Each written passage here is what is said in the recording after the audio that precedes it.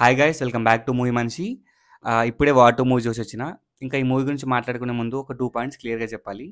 First point వచ్చేసి ఇద్దరు హీరోస్‌ని ప్రాపర్‌గా హ్యాండిల్ చేశారంటే డెఫినెట్‌లీ బోత్ 'హృతిక్‌ని' అండ్ 'ఎన్టీఆర్‌ని బాగా హ్యాండిల్ చేసిన డైరెక్టర్.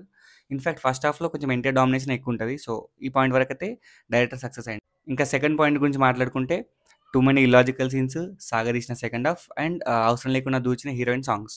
ఈ పాయింట్స్ అన్నిటిని మైండ్‌లో పెట్టుకొని మూవీకెళ్తే చూడగలుగుతారు. ఇంకా మనం మూవీ స్టోరీ ఒక 1, 2 లైన్స్‌లో చెప్పుకోవాలంటే కబీర్ ఒక అండర్ కవర్ రా ఏజెంట్. రోగ్‌గా మారి కొన్ని ఈవిల్ థింగ్స్ చేస్తా ఉంటాడు. సో, ఈ కబీర్‌ని ఆపడానికి ఇండియన్ గవర్నమెంట్ ఒక ఏజెంట్‌ని అపాయింట్ చేస్తది. విక్రమ్ అలియాస్ మన ఎన్టీఆర్. వీళ్ళ మధ్య బ్యాక్ స్టోరీ ఏంటి? అసలు కబీర్ ఎందుకు రోగ్‌గా మారాల్సొచ్చింది?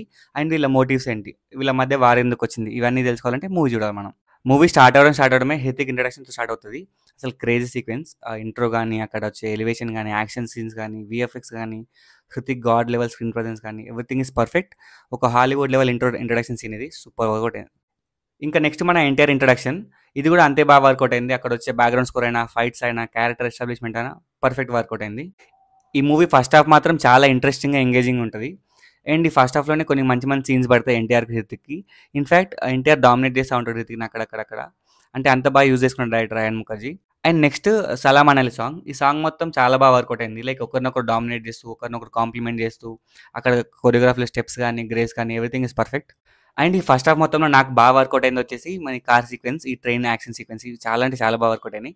ఇన్‌ఫాక్ట్ ఈ యాక్షన్ సీక్వెన్స్‌లోనే ఎన్టీఆర్ క్యారెక్టరైజేషన్ బాగా ఎస్టాబ్లిష్ చేశారు. సో, నా వరకైతే this is my favourite scene in whole movie.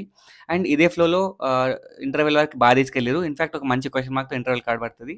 First half వరకి ఇదే లెవెల్‌లో గనుక సెకండ్ హాఫ్ ఉంటే పక్కా మూవీ బ్లాక్ బస్టర్ అయ్యేది. అండ్ ఎన్టీఆర్ కూడా ఒక మంచి గ్రాండ్ డెబ్యూట్ పడేది హిందీలో.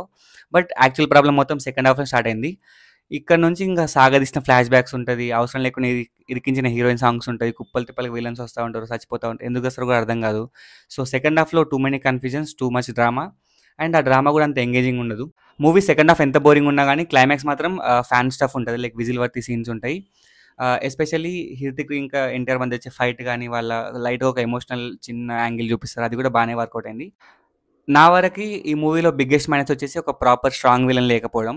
ఉంటారు, చాలానే విలన్స్ ఉంటారు గానీ, వాళ్ళకొక మోటివ్ బానే ఉన్నా, ఒక స్ట్రాంగ్ విలన్ అంటే ఎవరుండరు. సో, దీనివల్ల మూవీ ఎందుకో తేలిపోయిందనిపించింది.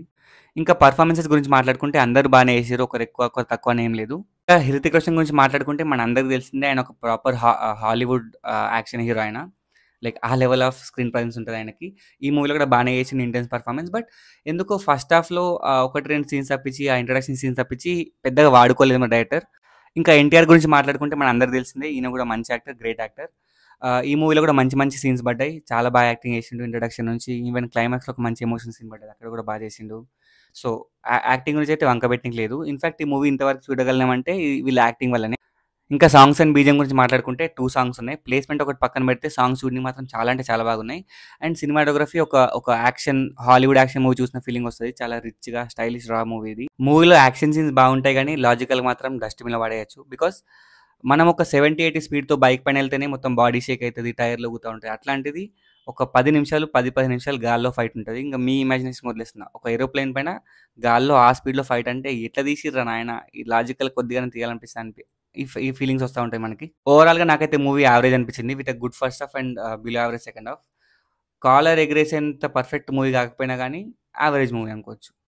సో, ఇది గైస్ మన వీడియో ఆన్ వార్ 2 నచ్చిందనుకుంటున్నాను. మీ ఒపీనియన్స్ ఏంటి కింద కామెంట్‌లో రాయండి. నెక్స్ట్ 'కూలీ' మూవీ రివ్యూతో కలుద్దాం. Till then signing of.